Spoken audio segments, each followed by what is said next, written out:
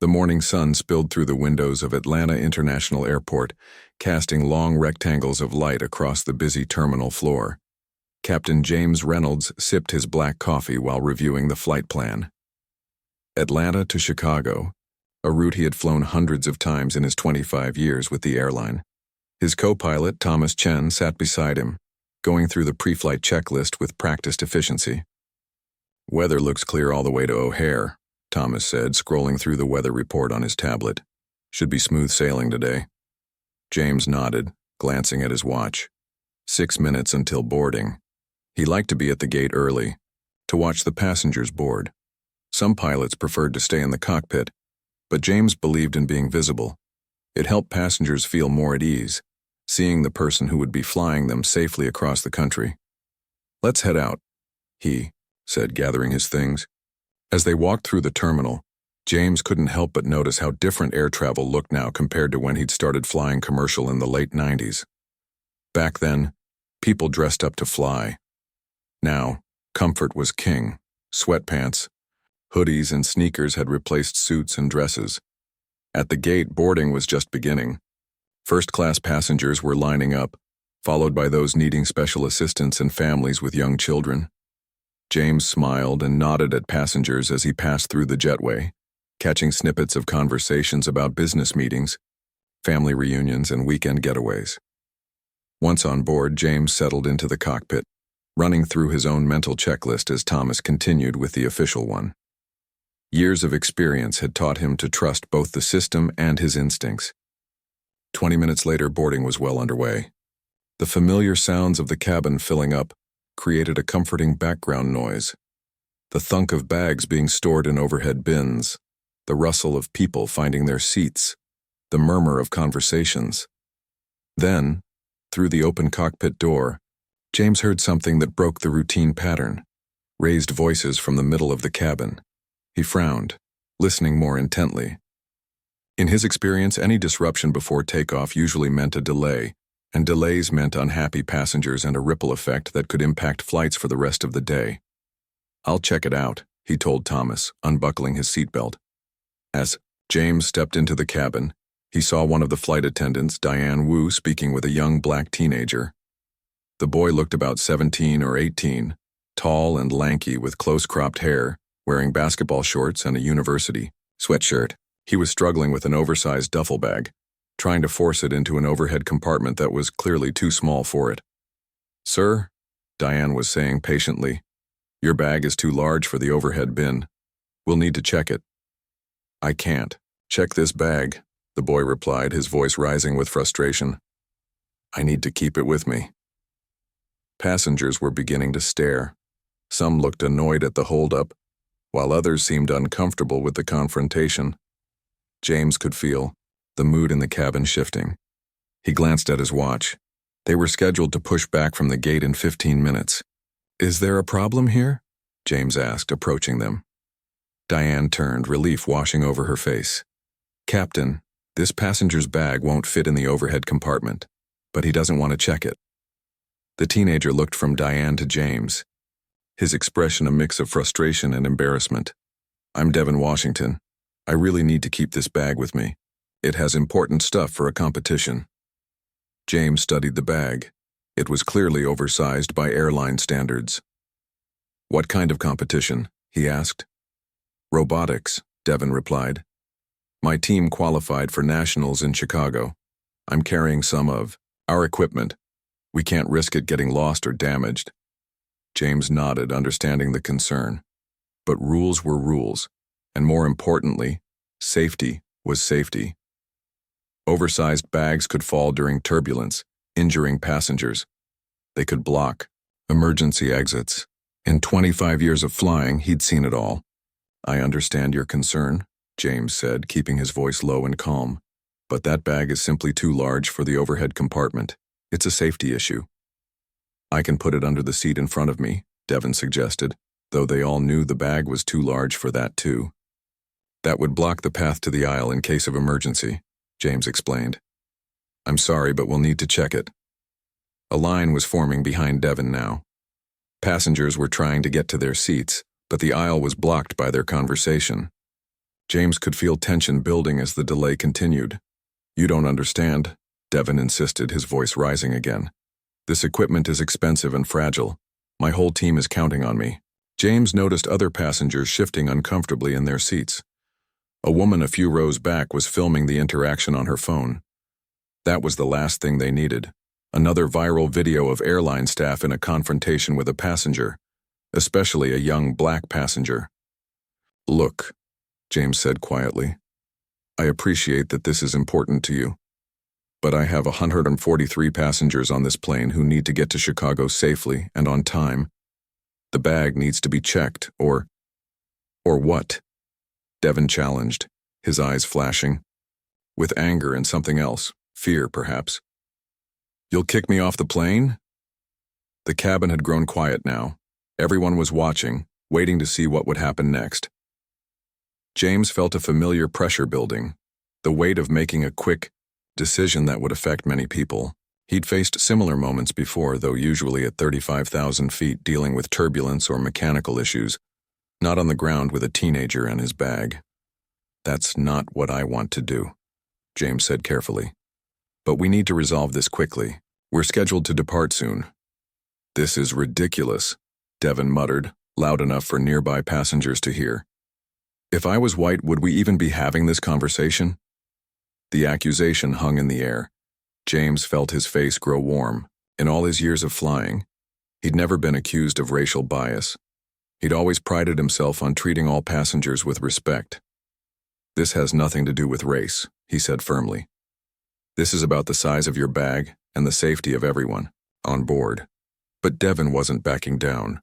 "I've seen white passengers bring on bags this size all the time. Nobody says anything to them." A few passengers shifted uncomfortably in their seats. Others nodded slightly, as if agreeing with Devon's point. The woman with the phone was still recording.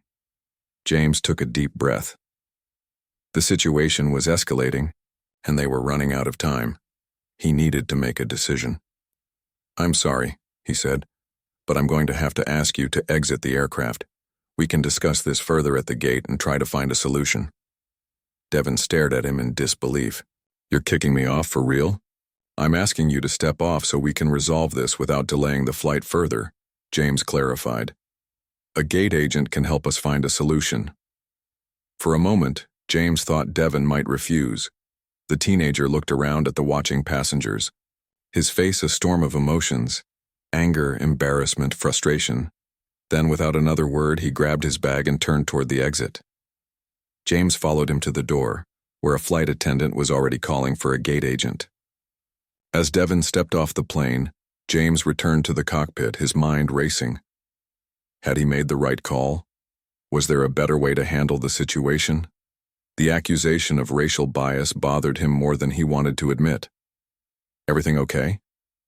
Thomas asked as James settled back into his seat. "Just a baggage issue," James replied, not wanting to get into the details. "Should be resolved soon." He picked up the aircraft phone to call the gate agent and explain the situation. But before he could dial, his personal phone rang. He glanced at the screen, not recognizing the number, but noticing it had a military base area code against protocol. He answered it. "This is Captain Reynolds." The voice on the other end was deep and controlled. "Captain, this is Colonel Michael Washington of the United States Air Force. I understand you've just removed my son from your aircraft." James felt his stomach drop. Colonel Washington, the teenager's father, was an Air Force colonel, and he was calling less than a minute after Devon had been escorted off the plane. "Yes, sir," James confirmed, his mind racing. "There was an issue with his carry-on bag." There was a brief pause. James braced himself for anger, for threats about discrimination lawsuits and media exposure. But when Colonel Washington spoke, again his tone remained measured. "Captain Reynolds, I'd like to speak with you in person before you take off. I'm at the airport. Can you meet me at the gate?" James checked his watch. They were already running behind schedule. But something in the colonel's voice, the control, the professionalism, made James think this conversation might be worth having. "I'll be there in 2 minutes," he said, then hung up. As he stepped out of the cockpit, James couldn't help but wonder what awaited him at the gate. An angry father defending his son? A potential public relations disaster? Or maybe, just maybe, a chance to find a better solution than the one he'd chosen in the heat of the moment. James stepped out of the jetway and into the gate area, his uniform crisp despite the growing tension in his shoulders. His eyes scanned the waiting area, looking for someone who might be Colonel Washington. He didn't have to look long. A tall black man in a perfectly pressed Air Force uniform stood near the gate desk, his posture military straight. Even without the uniform, James would have recognized him as military from his bearing alone. Beside him stood Devon, still clutching his oversized duffel bag, his expression a mixture of embarrassment and lingering anger. As James approached, Colonel Washington turned to face him. The colonel's face was calm, but his eyes were sharp and assessing. "Captain Reynolds?" he asked, extending his hand. "Yes, sir," James replied, shaking the offered hand. The colonel's grip was firm but not overpowering. "Michael Washington," the colonel said, "I appreciate you taking the time to speak with me, especially given your departure schedule." James nodded, surprised by the colonel's professional tone. He had expected anger, accusations, perhaps even threats about discrimination lawsuits. The colonel's measured approach caught him off guard. "Is there somewhere we can speak privately?" Colonel Washington asked, glancing around at the busy gate area. Several passengers were watching them with undisguised curiosity. "There's a small conference room down the hall," James suggested. "We should be able to talk there."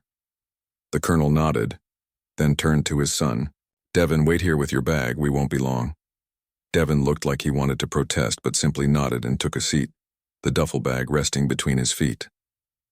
As they walked toward the conference room, James couldn't help but wonder how the colonel had arrived so quickly. As if reading his mind, Colonel Washington spoke. "I was already at the airport seeing Devon off," he explained. "I was having coffee in the food court when he called me."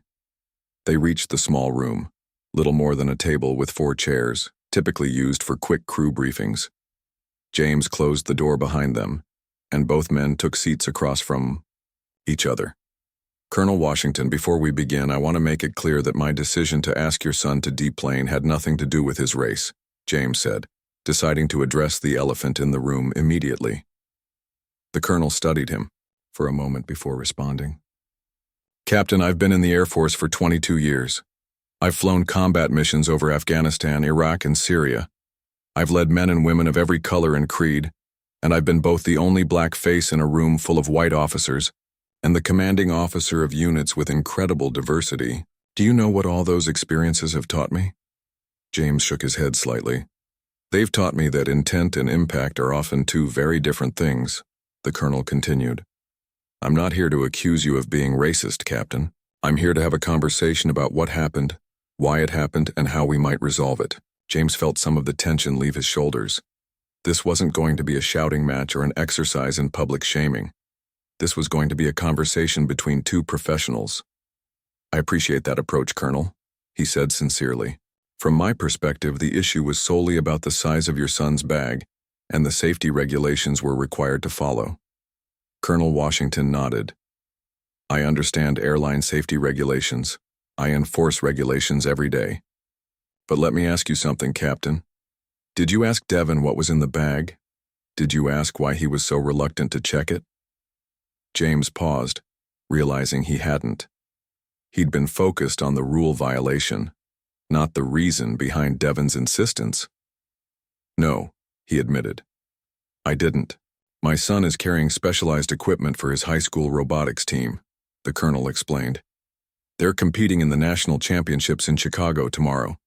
The equipment includes custom-built components and calibrated sensors that took months to design and build. If those components get damaged or lost in transit, his entire team's chances in the competition are over before they begin." James felt a twinge of regret. That context would have been helpful to know during their interaction on the plane. "Why didn't he explain that?" James asked. "He says he tried," Colonel Washington replied. "But things escalated quickly. And, to be honest, Captain, Devon is 17. He's brilliant with robots and code, but he's still learning how to advocate for himself effectively, especially in high-pressure situations with authority figures." James nodded, remembering how quickly The situation had progressed from a simple baggage issue to him asking Devon to leave the aircraft. "There's another factor at play here that I think we need to address," Colonel Washington continued, his voice still measured but with an undercurrent of something deeper. "Devon has been raised in a world where he's had to be conscious of how he's perceived. As his father, I've had to teach him things that parents of white children don't have to teach. I've had to teach him to keep his hands visible during traffic stops, to speak softly when disagreeing with authority figures, to swallow his pride and back down from confrontations even when he believes he's in the right." The colonel paused, making sure James was following. "So when my son is singled out about his bag, a bag he's seen other passengers carry on without issue, his first thought isn't just about the robots. It's about why him, why now, why is he being treated differently? That's not paranoia, Captain. That's the reality of being black in America." James took a deep breath, feeling the weight of the colonel's words. He'd never thought about air travel from that perspective before. "I understand what you're saying, Colonel," he said carefully, "and I appreciate you sharing that perspective with me. But I also need you to understand my position. When I walked out into that cabin, I saw a passenger arguing with my flight attendant about an oversized bag that clearly violated our carry-on policies. I had 143 other passengers waiting to depart on time. I had a schedule to maintain. I made the call I thought was appropriate in that moment." Colonel Washington nodded. "I'm not questioning your authority to make that call, Captain. I'm questioning whether it was the only call available to you. Were there other solutions that might have addressed both the safety concerns and my son's legitimate needs?" James thought about it. Could he have had the bag stored in the crew closet? Could he have arranged for gate checking with special handling instructions? Could he have taken an extra minute to understand the situation fully before making a decision? "Perhaps there were," he acknowledged. "In retrospect, I might have handled things differently." The colonel seemed to appreciate his candor. "That's all any of us can do, Captain. Learn and do better next time. But right now we have a more immediate issue to resolve. My son needs to get to Chicago with his equipment intact. Is there a way we can make that happen on your flight?" James checked his watch. They were already 15 minutes behind schedule, but not so delayed that they'd lose their takeoff slot. "Yes," he decided. "We can store his bag in the crew closet. It's small, but it should accommodate the duffel. It's a secure space and the bag won't be a safety hazard there." Colonel Washington nodded, his expression softening slightly. "Thank you, Captain. I appreciate your willingness to find a solution." As they stood to leave, the colonel paused. "One more thing, Captain Reynolds. My son mentioned that a passenger was recording the incident. In today's world, these kinds of videos can take on a life of their own on social media. They rarely capture the full context of a situation, and they can be devastating to everyone involved. My son, you, your airline." James hadn't thought about that, but the colonel was right. A viral video of a white pilot removing a black teenager from a plane could be career-ending, regardless of the circumstances. "What are you suggesting?" James asked. "I'm suggesting that how we resolve this matters," Colonel Washington replied. "If Devon returns to the plane with his bag properly stored, if you personally escort him back on board and demonstrate that a resolution has been reached, then that becomes the story. Not conflict, but resolution. Not division, but understanding." James considered the colonel's words. It made sense, not just from a public relations perspective, but from a human one. How they handled the next few minutes would set the tone for everyone involved. "I agree," he said. "Let's go talk to Devon and get him back on board." They returned to the gate area, where Devon was waiting anxiously, still guarding his duffel bag. When he saw them approaching together, his expression shifted from worry to curiosity. "Devon," Colonel Washington said, "Captain Reynolds and I have found a solution. He's going to allow you to bring your equipment on board, stored in a secure location. You'll be able to get to the competition with everything intact." Devon looked from his father to James, surprise evident on his face. "Really?" James nodded. "We'll store your bag in the crew closet. It'll be safe there, and you can retrieve it immediately after landing." Relief washed over Devon's face. "Thank you, sir." James felt a sense of satisfaction at finding a resolution, but he knew there was one more thing he needed to do. "Devon," he said, "I also want to apologize for not taking the time to understand the situation fully. I was focused on the rules and the schedule, but I should have asked more questions before making a decision. Devon seemed startled by the apology. He glanced at his father, who gave him a slight nod. Thank you, Devon said. And I'm sorry, too. I should have explained better about the robotics equipment instead of getting defensive. Colonel Washington placed a hand on his son's shoulder, pride evident in his eyes. Let's get you back on that plane. You've got a competition to win. As the three of them walked toward the jetway, James noticed the gate agent watching them with relief. Conflicts between passengers and crew rarely ended this amicably, Cappy. Tane, Colonel Washington said quietly as Devon walked ahead of them. Thank you for being willing to listen and reconsider. Not everyone in your position would have done the same. James nodded, thinking about how differently this situation could have ended. And thank you, Colonel, for approaching this as a conversation rather than a confrontation. I learned something important today. As they reached the aircraft door, Colonel Washington stopped to say goodbye to his son. James watched their interaction. The father straightening his son's sweatshirt, giving last-minute advice, the quick but firm hug between them. It reminded him of saying goodbye to his own son before college. Some things, James realized, were universal across all backgrounds. A parent's love for their child, the desire to protect them while helping them grow into independence. Perhaps, focusing on those universal experiences was a starting point for bridging other divides. As Devon boarded the aircraft with his bag safely stowed in the crew closet, James turned to Colonel Washington one last time. Your son will be fine, he assured him. And he'll have quite a story to tell his teammates when he arrives. Colonel Washington smiled. Yes, he will. And hopefully, it's a story with a good ending for everyone involved. James nodded, realizing that in just 30 minutes, his entire perspective had shifted. What had begun as a routine enforcement of airline policy had become something much more meaningful, a lesson in communication, understanding, and finding common ground. As he returned to the cockpit to prepare for departure, James couldn't help but wonder how many other opportunities for understanding were missed every day because people didn't take the time to listen to each other's stories. The plane was eerily quiet as James made his way back through the cabin. Passengers who had been chatting moments before fell silent, watching him with curious eyes. Many had witnessed Devon being asked to leave the aircraft. Now they saw the captain returning with the same teenager they had watched deplane minutes earlier. Folks will be pushing back from the gate shortly, James announced, projecting his voice so everyone could hear. Thank you for your patience during our slight delay. He guided Devon toward the crew closet near the front of the plane, conscious of the eyes following them.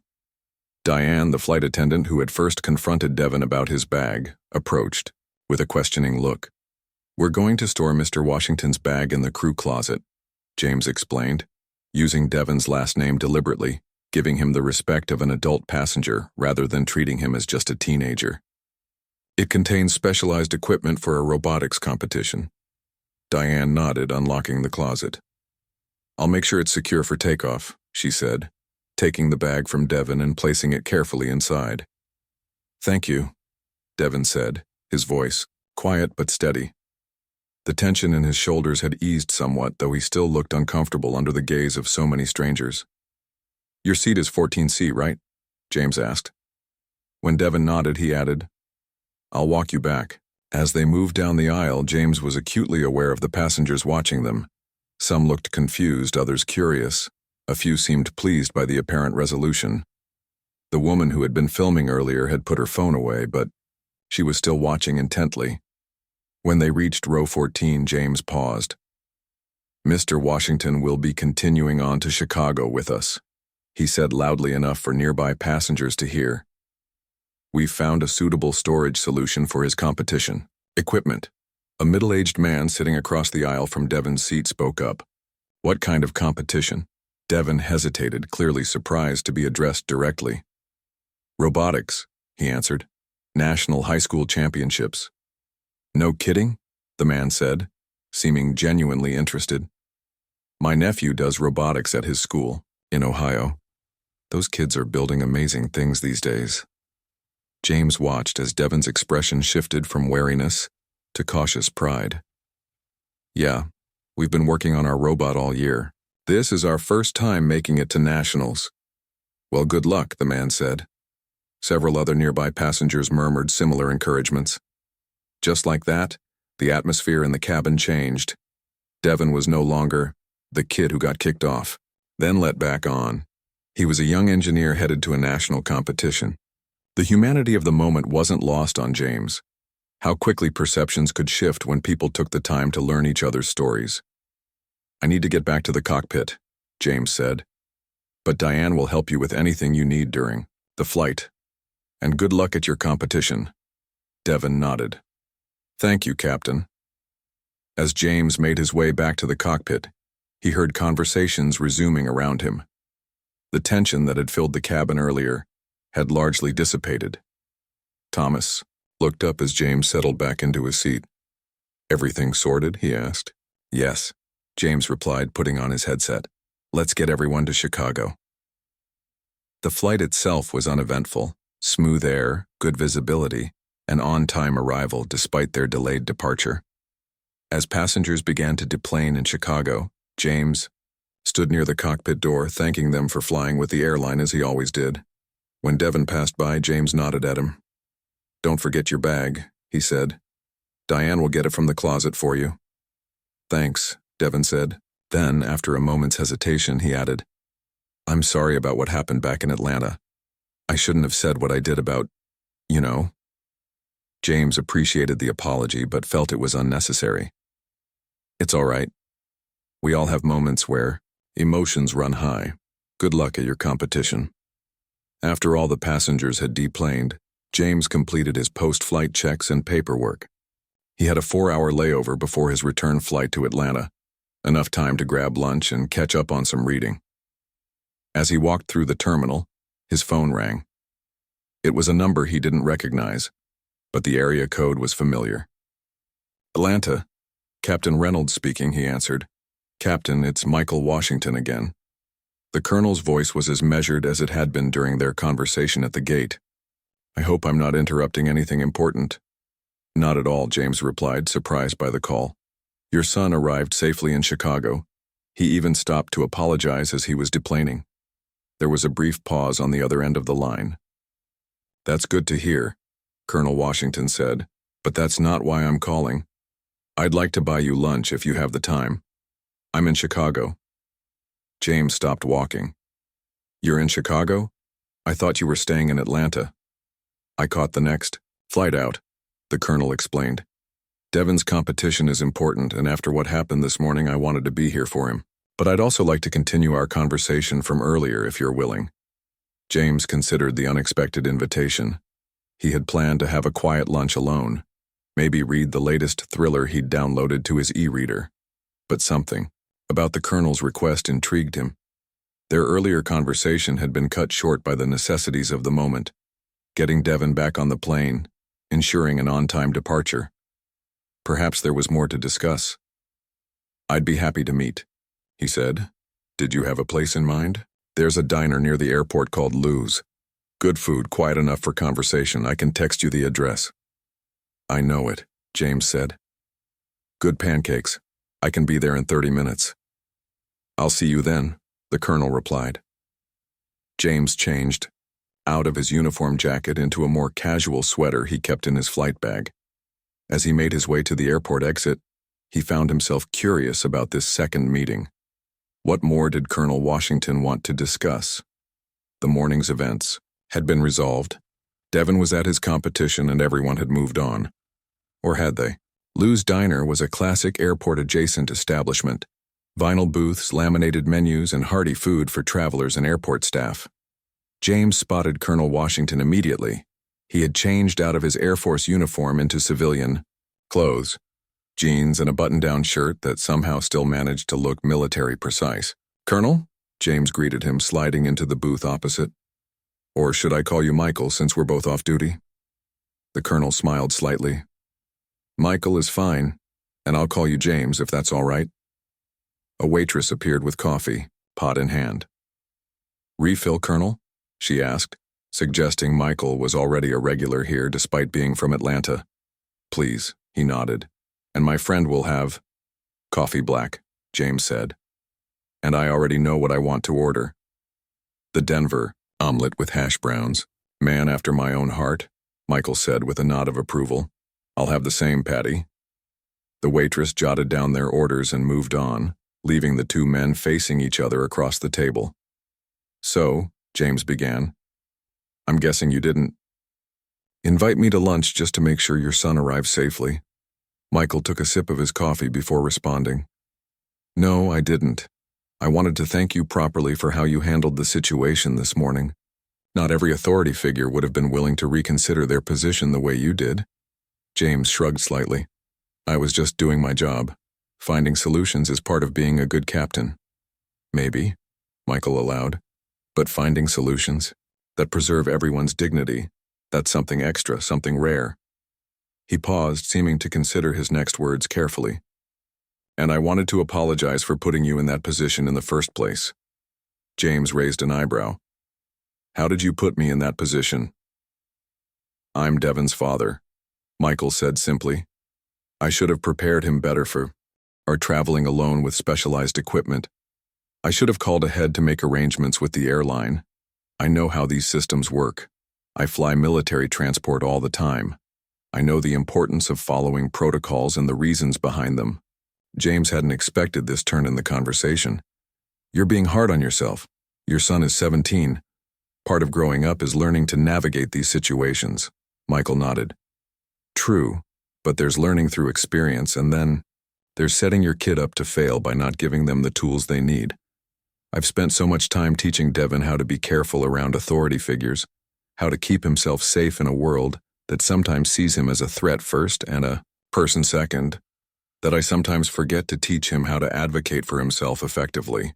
Their food arrived, steaming plates of eggs, peppers, onions, and crispy hash browns. Both men thanked the waitress, then turned back to their conversation.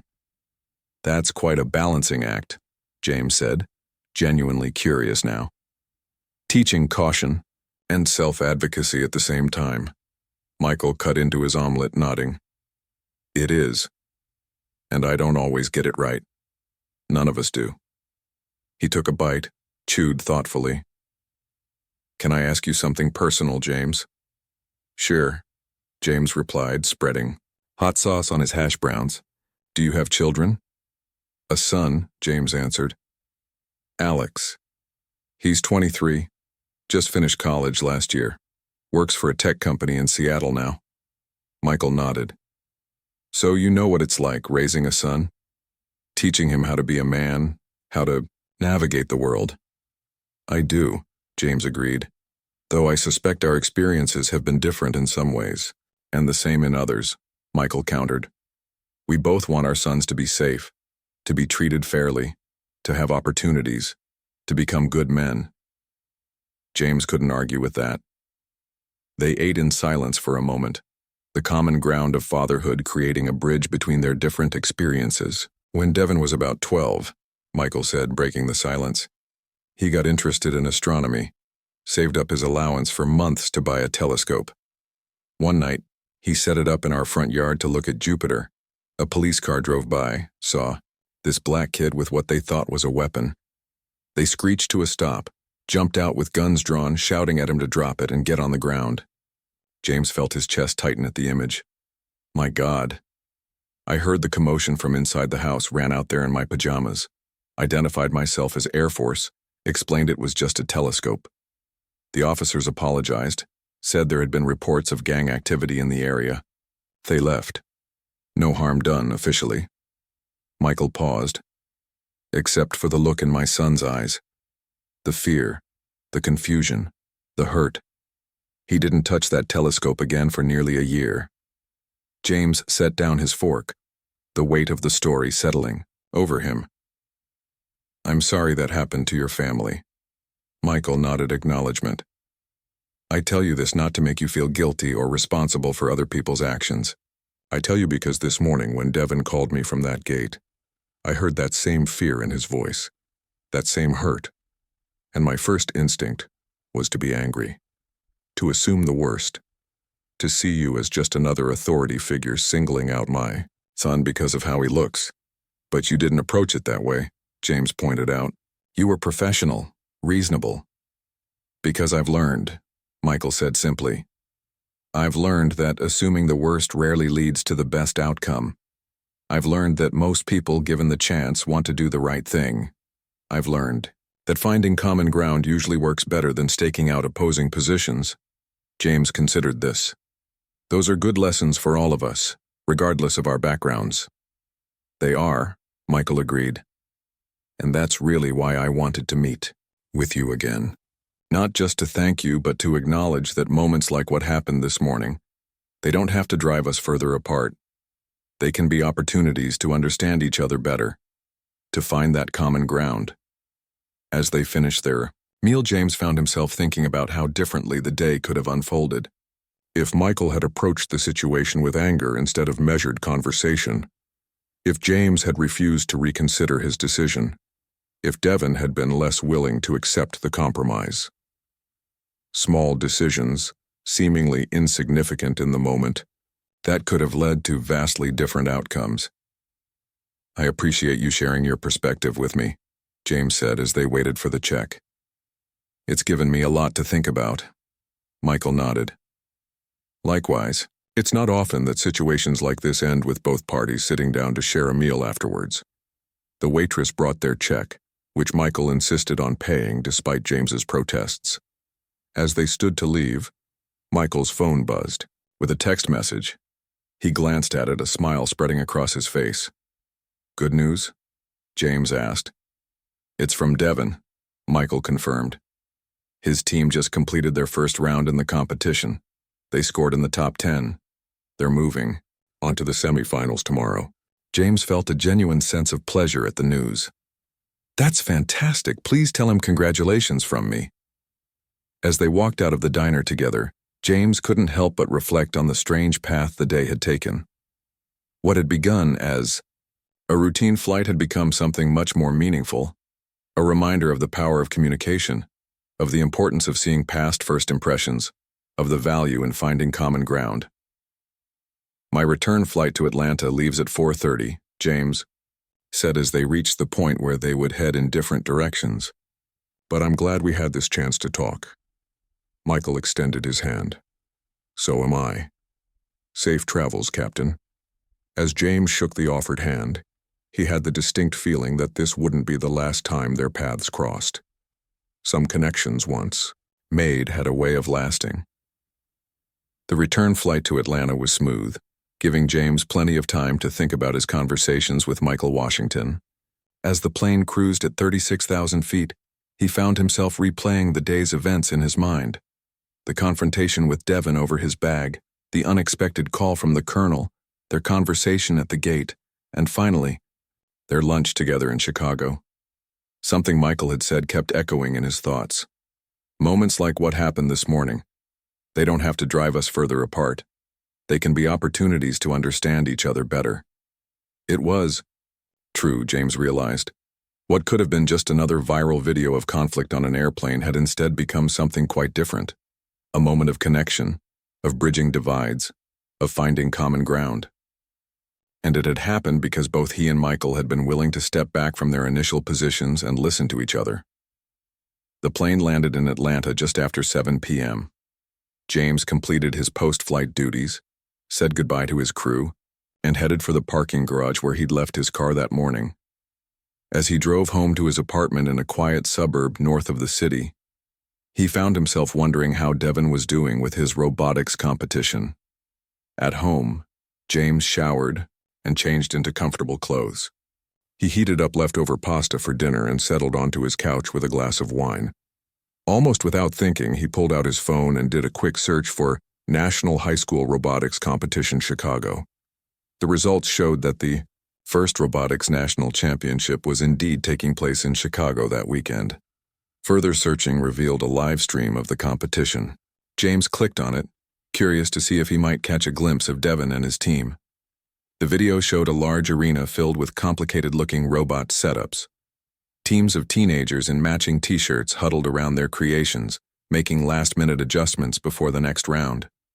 Commentators explained the rules of the competition, something involving robots picking up and stacking objects while navigating obstacles. But James was more interested in finding Devon's team. After watching for about 15 minutes, he spotted them. A group of 6 teens wearing blue shirts with Atlanta Tech High Robotics printed on the back. And there was Devon, bent over their robot, making adjustments to something with a screwdriver. Even from a distance through the grainy live stream, James could see the focus and determination on the young man's face. Without really planning to, James found himself rooting for Devon's team. When their robot successfully completed a difficult maneuver stacking 3 objects in quick succession, James actually cheered out loud in his empty apartment. Their team, the Tech Tigers according to the scoreboard, finished their round in 2nd place, qualifying them for the next day's finals. James felt an unexpected sense of pride, as if he had some personal stake in Devon's success. It was strange how quickly someone could go from being a stranger, an anonymous passenger causing a problem on his flight, to someone whose achievements genuinely mattered to him. His phone rang, startling him from his thoughts. It was Lisa Chen, the airline's regional manager for customer relations. James frowned slightly. Calls from management after hours rarely brought good news. "Hello, Lisa," he answered, muting the robotics live stream. "James, I hope I'm not interrupting your evening," Lisa said, her tone professionally cordial as always. "Not at all," he replied. "What can I do for you?" There was a brief pause before Lisa continued. "I wanted to talk to you about an incident on your Atlanta to Chicago flight this morning. Something involving a young passenger with an oversized bag." James felt a twist of concern in his stomach. So someone had complained after all. Or maybe that V. Phone buzzed with a text message. It was from Michael with a photo attached. The picture showed Devon and his teammates, blue shirts now covered in confetti, holding a large trophy and beaming with pride. The caption read simply, "They won. National champions. Devon wanted you to know." James smiled, feeling an unexpected surge of emotion. He texted back his congratulations, then sat for a long while, looking out over the Atlanta skyline, thinking about connections, how they form, how they grow, how they change us. 2 days earlier, Devon Washington had been just another passenger on his flight. Michael Washington had been a complete stranger. Now somehow, their lives had become intertwined in a way that felt significant, meaningful, all because of a moment that could have gone very differently. James thought about the upcoming panel discussion, about the professor's book, about the unexpected turns his life had taken.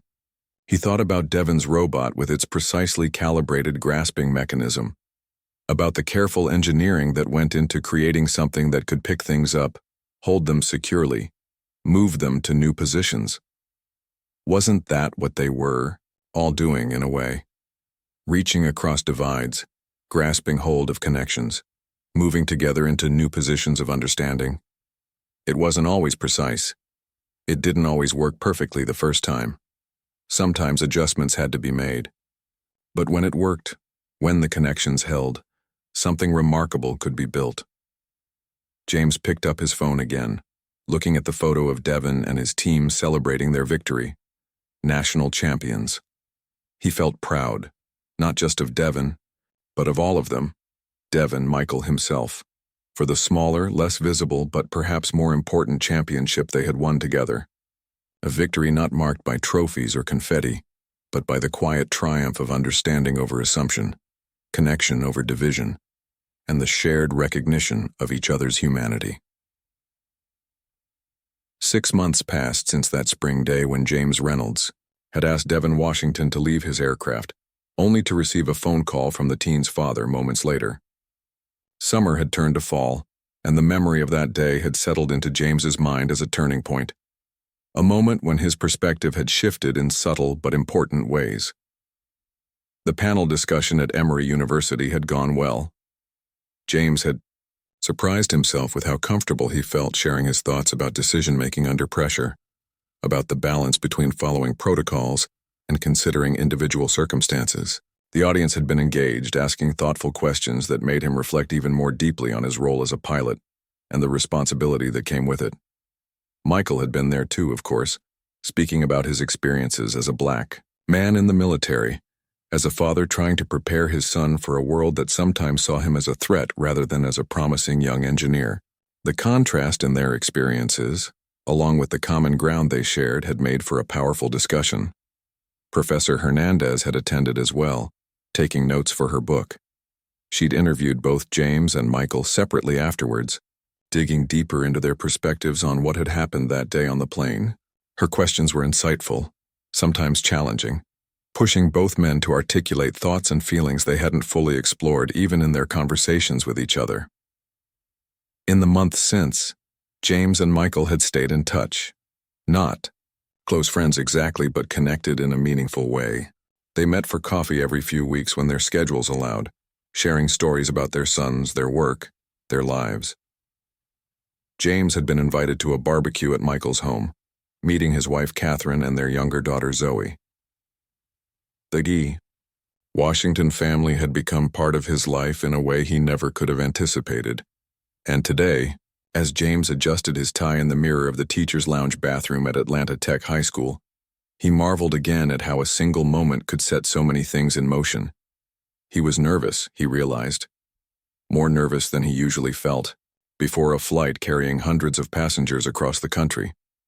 Public speaking had never been his favorite activity, but when Devin had asked if he would come speak to his school's aviation club about careers in flying, James had found himself saying yes without hesitation. A knock on the bathroom door interrupted his thoughts. "Captain Reynolds, they're ready for you in the classroom." James took a deep breath, straightened his uniform jacket, and stepped out to find Devin waiting for him. At 17, the teenager was still growing into his height, lanky and a bit awkward, but with an intelligence in his eyes that James had recognized from their first meeting. "Thanks for coming," Devin said, leading the way down the hallway. "Everyone's really excited to meet you." "I'm happy to be here," James replied, and realized he meant it. "How many students are in the aviation club?" "About 20, Devin said. "Some want to be pilots, some are interested in engineering or design. A couple are just there because their friends are." James smiled. "That's how these things often start. My interest in flying began because my uncle took me to an air show when I was about your age." They reached the classroom, where a group of teenagers of various backgrounds sat in a semicircle of desks. At the front of the room, Michael Washington stood chatting with a woman James assumed was the teacher sponsor of the club. "Everyone," Devin announced, "this is Captain James Reynolds from Atlantic Airlines. He's been a commercial pilot for 25 years and has logged over 15,000 flight hours." The students looked impressed. James felt a flutter of pride, followed immediately by a wave of humility. These young people were looking at him as someone who had achieved something significant, someone worth listening to. It was a responsibility he didn't take lightly. "Thank you for inviting me," he began, moving to the front of the classroom. "I'm here to talk about careers in aviation, but before I get into the technical aspects of becoming a pilot, I'd like to tell you a story. It's a story about a misunderstanding, a conversation, and what I learned from both." He glanced at Devin and Michael, who both nodded encouragingly. James took a deep breath and continued. 6 months ago, I was the captain, on a flight from Atlanta to Chicago. Just before takeoff, there was an issue with a passenger's bag. As James recounted the events of that day, the confrontation over the bag, the call from Colonel Washington, their conversation at the gate, the resolution that followed, he watched the students' faces. They were rapt, clearly seeing themselves in Devin's position, imagining how they might have reacted in the same situation. "The easy thing would have been to stick to the rules without exception," James explained. "The harder thing, but ultimately the better thing, was to listen, to understand the specific circumstances, and to find a solution that worked for everyone involved." He talked about the lessons he'd learned, about making quick judgments, about the value of conversation, about how authority figures should wield their power with care and consideration. He talked about how that day had changed his approach to his job, making him more mindful of the human elements beyond the technical aspects of flying. "Aviation is a field built on rules and protocols, and for good reason," he said. Safety depends on following procedures consistently. But it's also a field that requires judgment, flexibility, and a deep understanding that behind every seat number is a human being with their own story. When he finished speaking, several hands shot up immediately. The questions came rapidly. How? Did you know you wanted to be a pilot? What's the scariest situation you've ever faced in the air?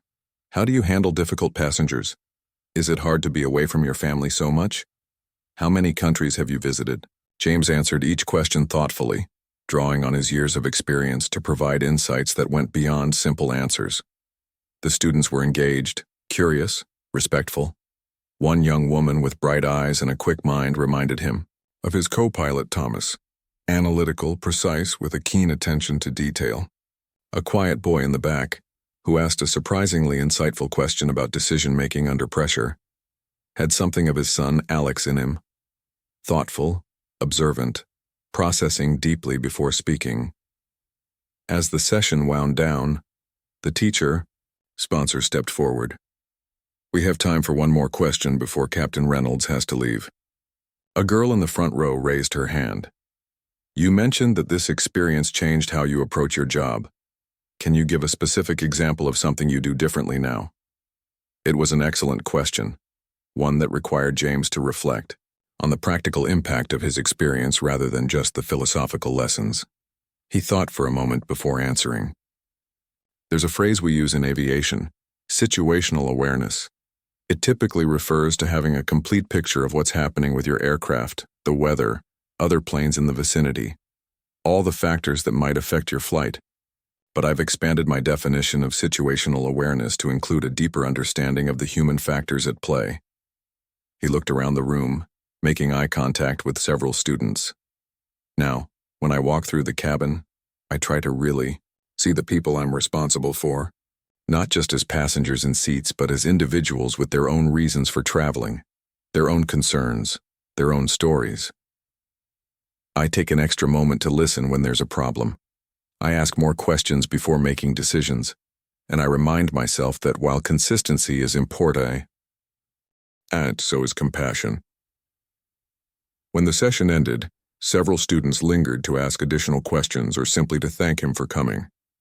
James noticed Devon standing to the side with his father, both watching with expressions that seemed to hold a mixture of pride and something deeper, a recognition perhaps of how far they'd all come since that day in the spring. As the last students filed out, Michael approached, hand extended. Thank you for doing this, James. Your story made quite an impression. James shook his hand. It's a story that belongs to all three of us, I think. Devon nodded. It was cool seeing how interested everyone was, and hearing it from your perspective was different. I never really thought about all the things you have to consider as the captain. And I never fully appreciated what it's like to be a 17-year-old with a dream and a bag full of robot parts, James replied with a smile, or what it's like to be a father watching your son navigate a world that doesn't always see him clearly. There was a moment of shared understanding between them, an acknowledgement of the journey they'd taken together, from strangers in conflict to something like friends. We're having people over this weekend to celebrate Catherine's birthday, Michael said. Nothing fancy, just a cookout in the backyard. We'd love to have you join us if you're free. I'd like that, James replied. Thank you.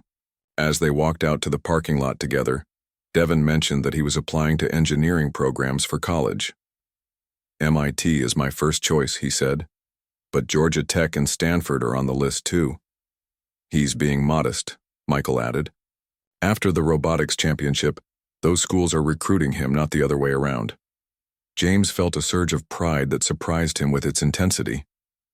This brilliant young man, with his bright future stretching before him, had briefly been just another passenger causing a problem on his flight. How easily that moment could have gone differently. How fortunate they all were that it hadn't. Whatever school you choose will be lucky to have you, he told Devon sincerely. As they reached their cars, a notification chimed on James's phone.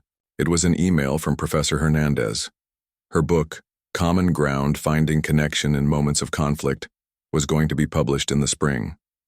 The chapter featuring their story was titled 30 Minutes That Changed 3 Lives. James showed the email to Michael and Devon. "Seems a bit dramatic, doesn't it?" he said with a small smile. 30 minutes that changed 3 lives. Michael considered this, then shook his head. "Not dramatic, just accurate. Those 30 minutes at the gate did change our lives, maybe. Not in big dramatic ways, but in all the small ways that matter, in how we see each other and who we've become to each other since then." Devon nodded in agreement. "If things had gone differently that day, if you hadn't taken the time to listen to my dad, if my dad had approached the situation with anger instead of conversation, if I had let my embarrassment turn into something harder and more bitter, none of us would be standing here right now." James couldn't argue with that logic. The 3 of them, the pilot, the colonel, and the teenage engineer, had been set on a different path because of choices made in a brief window of time 6 months earlier. Choices to listen rather than assume, to talk rather than accuse, to find solutions rather than assign blame. As James drove home, he thought about the butterfly effect, how small actions could lead to significant consequences over time. His decision to escort Devon back onto the plane that day had led to lunch with Michael, which had led to the panel discussion at Emory, which had led to new friendships, new perspectives, new understandings. All from a moment that could have ended very differently. His phone rang through his car's Bluetooth system. It was Thomas, his co-pilot. "Hey, James. How did the school talk go?" "Really well," James replied. "These kids ask better questions than half the first officers I've flown with." Thomas laughed. "Including me?" "Especially you," James joked. "Listen, I've been thinking about that mentorship program the airline is starting, the one aimed at increasing diversity in our pilot ranks. I'd like to get involved." There was a brief pause on the other end of the line. "That's great," Thomas said, sounding genuinely pleased. "Any particular reason?" James thought about Devon, about the bright, curious students in the aviation club, about the many talented young people who might never consider a career in flying because they didn't see themselves represented in the cockpit. "Let's just say I've gained some perspective over the past few months," he replied. "I think I might have something useful to offer." As he continued his drive home through the Atlanta evening, James reflected on how a single interaction, 30 minutes at an airport gate, had rippled outward, touching not just 3 lives but potentially many more through the book, through the panel discussions, through the mentoring he was now committed to doing. It was a reminder of something he'd always known as a pilot, but had come to understand in a deeper way. Small adjustments to our course, maintained over time, can lead us to destinations far different from where we might otherwise have landed. And sometimes those new destinations are exactly where we needed to go all along.